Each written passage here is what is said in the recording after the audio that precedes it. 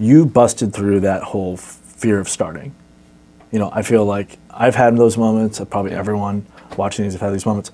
How have you been able to say, I'm going to do it? And you get past that like first hurdle of your fear of failure. I don't want to leave my company. I don't want to do this and that. And like, how did you get through that moment? Because I feel like that's kind of what holds everyone up. Yeah, I quit my job. Like I just like, I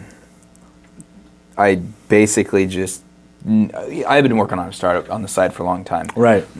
And, I got to the point where I just finally was like, I just committed to this life. I committed to the choice that I knew I was going to do this. And I was standing on both sides of the fence for a long time.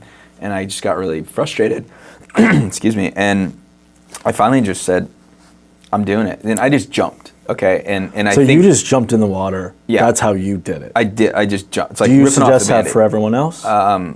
Depends on personal situation. Okay. I, at the time, like, wasn't married, didn't have a family. Right. Still don't. And it a lot easier. Excuse me. Do you think, how about for the people out here? For most of them, how would you do that? What can you tell them that sort of says, and I can add some stuff too, to get past that? Because we all have it. I mean, I haven't met one person who was going to do a startup. I'm definitely in the like rip off the Band-Aid camp, and I mean, most of the time that works for people. Right. I would just jump. I would do it. I would commit. I would like. Is there any advice you have? Like, I had some struggles. You had some struggles that we could have done. Do you plan a little bit, like a little bit of money in the bank? Yeah. So my advice is, it's not a weekend decision. If you're going to decide to do this, put money away. Plan for hopefully 12 to 18 months. Right. I know it's a long time, but plan to put enough money away to actually survive for a certain amount of time.